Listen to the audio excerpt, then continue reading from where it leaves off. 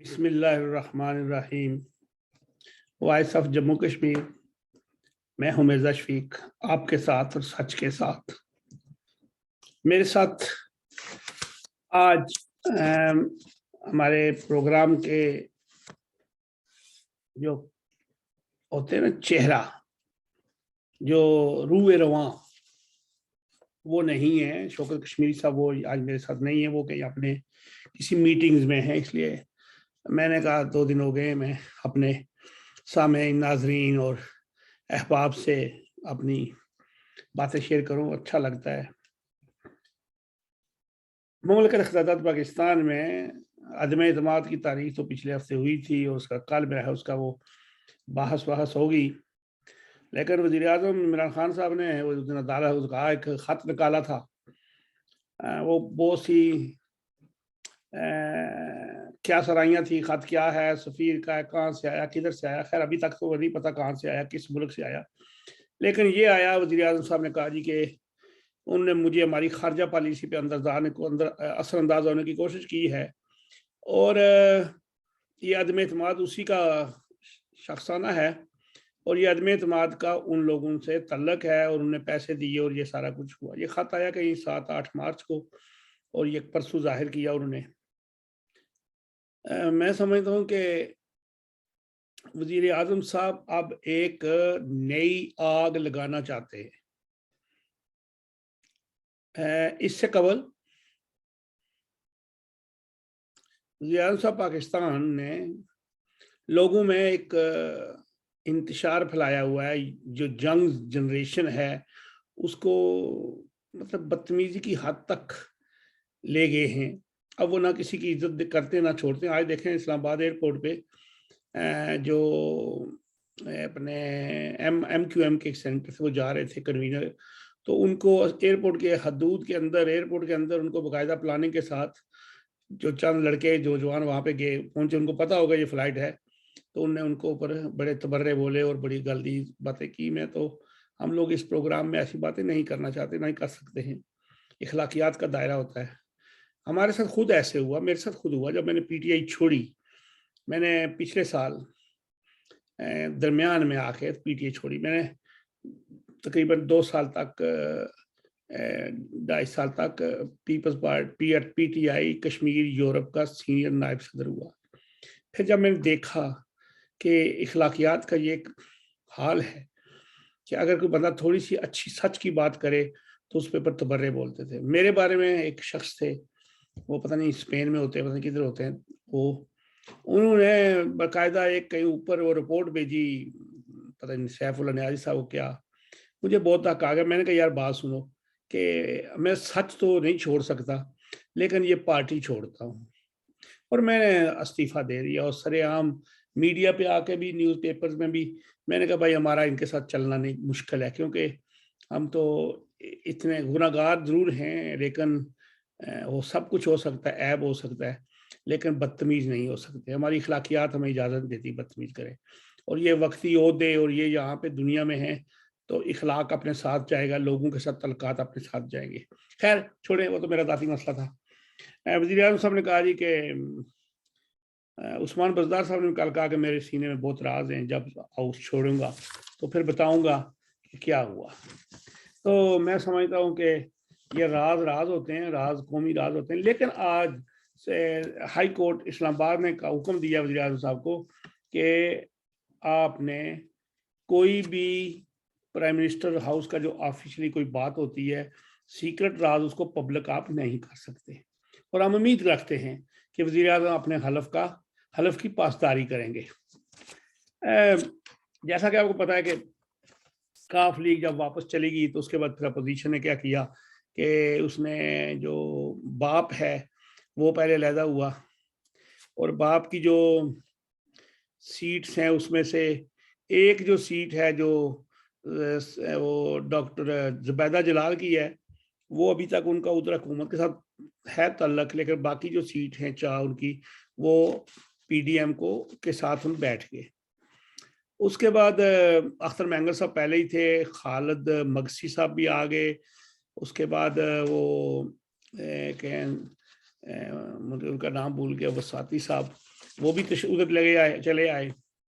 تو اس کے بعد جو اصل مسئلہ ہوا کہ آج جو سندھ ہاؤس ہے وہاں پہ 22 منحرف اراکین بھی تھے, اور ان میں جو زیادہ جو بڑی عجیب بات ہے, ڈاکٹر عامر لیاقت اور فواد چودھری کے کزن ہیں چودھری فرخ الطاف, وہ بھی ایم این اے ہیں,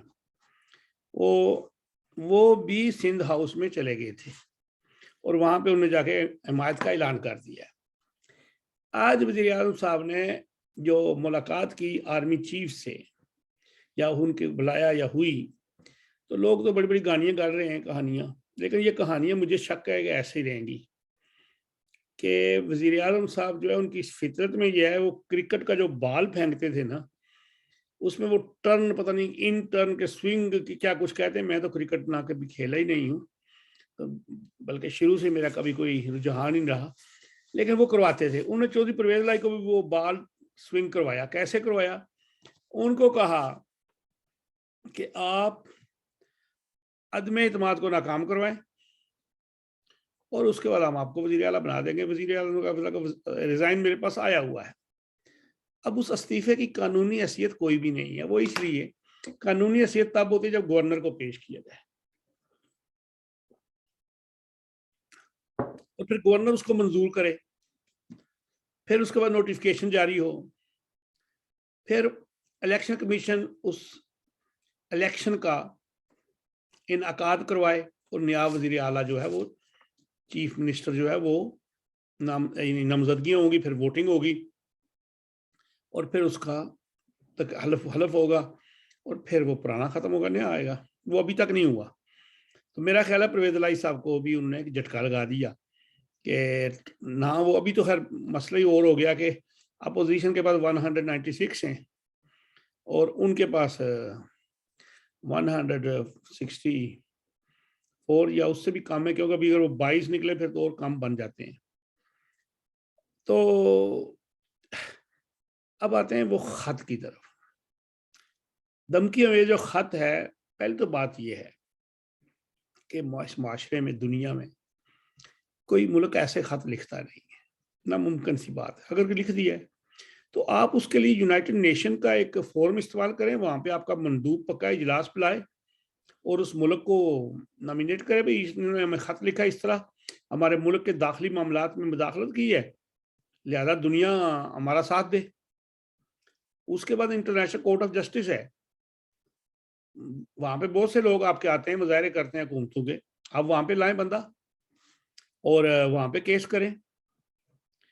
اصل میں جو ایک شخص ہیں, دوست ہیں ہمارے, ان نے ابھی کچھ دیر پہلے بتایا کہ یہ خط ایک سفارتکار سے لکھوایا گیا ہے. وہ کیسے؟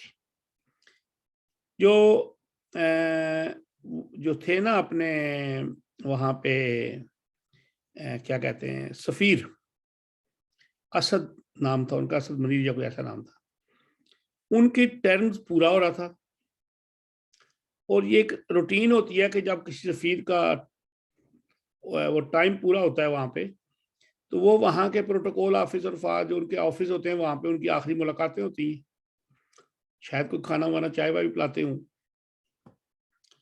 تو وہاں پہ ان کے ساتھ جو بات چیت ہوئی, اور اس کے بعد جب وزیر اعظم صاحب روس کے دورے پہ گئے, یوکرین اور روس کے درمیان جو جنگ تھی اسی دوران وہ روس میں چلے گئے, اور پھر کافی باہر کے یورپین یونین دوسری جگہوں پہ بھی آیا کہ بھائی آپ کہہ رہے ہیں یہ کیا کیا ہے, پوری دنیا ایک طرف کھڑی ہے اور آپ ایک طرف چلے گئے. تو وزیر اعظم صاحب کہا ہم تو اپنی خارجہ پالیسی جو ہے آزادانہ بناتے ہیں. تو پھر وزیر اعظم یعنی منسٹر فارن افیئر نے اپنے سفراء سے پوچھا ہوگا کہ آپ بتائیں جی اس کے کیا تحفظات ہو سکتے ہیں, کیا اس کے نتائج ہو سکتے ہیں. تو وہ جو سنا جو ہے کہ وہ جو سفیر صاحب یا وہاں پہ جو ان کا ہوگا بندہ, اس نے ایک تجزیہ کر کے یا ایک رپورٹ بھیجی ہے, اور اس میں یہ ہو گیا. اب اس کے بعد محترم نے تو وہ کہہ دیا کہ عدم اعتماد کا نام بھی ہے, نو ووٹ آف نو کانفیڈنس, یہ وہ. تو میرا خیال ایسی باتیں نہیں ہیں, اسی لیے خط ابھی وہ کبھی آن دی ریکارڈ, کبھی آف دی ریکارڈ, کبھی اب تو عدالت میں بھی کہہ رہی یہ ہو گیا. موسیٰ گیلانی ہے سابقہ وزیر اعظم یوسف رضا گیلانی کے بیٹے، انہوں نے خواب کہا جی کہ یہ خط جو ہے اس کا ایک سکینڈل ہے، اس کی مکمل تحقیقات کروائیں گے جب ہم آئیں گے، اور اس میں وزارت خارجہ کے کچھ آفیسر ملوث ہیں اور باقی یہ۔ تو ایم کیو ایم نے بھی قومی مفاد میں، ملکی مفاد میں وزارتوں سے استعفے بھی دیے اور اپوزیشن کو جوائن کر لیا۔ علیم خان گروپ نے چودھری پرویز الہی صاحب کا ساتھ دینے سے انکار کر دیا، اور جویل لطیف صاحب تو ویسے ہی کہہ دیا تھا جی ایک علیم خان بھی ہمارے امیدوار ہو سکتے ہیں، کیوں نہیں ہو سکتے۔ اور شنید یہ ہے کہ جہانگیر ترین صاحب اور حساق ڈار صاحب کا آپس میں رابطہ ہوا ہے، اور انہوں نے میرا خیال ہے اپوزیشن کا ساتھ دینے کا وعدہ کر لیا ہے۔ اب دن تو تھوڑے رہ گئے، جانا تو ہے ہی ہے، لیکن پاکستان کی جو سلامتی اور بقا ہے خدارہ اس کو نقصان پہنچا کے نہ جائے۔ تھنک ٹینکس کی رائے ہوتی ہیں، یہ تجزیہ بہت سے ہوتے ہیں، ہم بھی سنتے ہیں اور پھر وہ ایسے ہی ہوتا ہے۔ تو آپ ان تجزیوں کی طرف کوئی سازش نہیں ہوتی، یہ کئی دفعہ آپ کی راستہ جو ہے وہ درست سمت میں آپ کو لے کے جاتے ہیں۔ اور شہباز شریف صاحب کو سنا یہ ہے کہ ایک ان آفیشلی جو ہے وہ پی ایم کا پروٹوکال بھی آج ملا ہے، لوگ وہ ان کے دائیں بائیں جو ہوتے ہیں اسپیشل لوگ وہ آتے ہیں۔ تو محترم ناظرین و سامعین، دعا کریں کہ مملکت خداداد پاکستان میں حالات پرامن رہیں۔ جس طرح وزیر اعظم صاحب 1 لاکھ لوگوں کو بلانے کا دعوت دے رہے ہیں اسلام آباد میں سنڈے کو، تو اگر اپوزیشن نے بھی 10-15 ہزار بلا لیے، جو کہ مشکل نہیں ہے ان کے لیے، اور جمعیت کے جو حرکت الانصار ہیں یا انصار الاسلام، ان میں سے 10,000 لوگ ہی صرف آ جائیں، تو پھر کیا منظر ہوگا۔ اور اللہ نہ کرے کہ ہماری آنکھیں وہ منظر دوبارہ دیکھیں۔ ان لوگوں نے کوئی صدارتی نظام، کوئی نظام، بھائی کوئی نظام یہاں پہ نہیں چل سکتا جب تک سول بیوروکریسی کو مقدم نہ ٹھہرایا جائے۔ جب امپائر نیوٹرل ہوں اور جو سیولین پولیٹیشنز ہیں وہ اپنے معاملات اس طرح حل کریں جو عوام کے فائدے میں ہوں۔ اگر آپ انہی کی انگلی کا انتظار کرتے رہیں گے تو پھر کبھی بھی یہ ملک سدھر نہیں سکے گا۔ اور دعا کریں کہ وہ وقت نہ آئے کہ یہاں پہ خانہ جنگی شروع ہو جائے، کیونکہ اس وقت کی حکومت ملک کو خانہ جنگی کی طرف لے جانے کی کوششیں بھرپور انداز میں کر رہی ہے۔ وما علینا الا البلاغ المبین۔ کل پھر ملیں گے، اللہ حافظ۔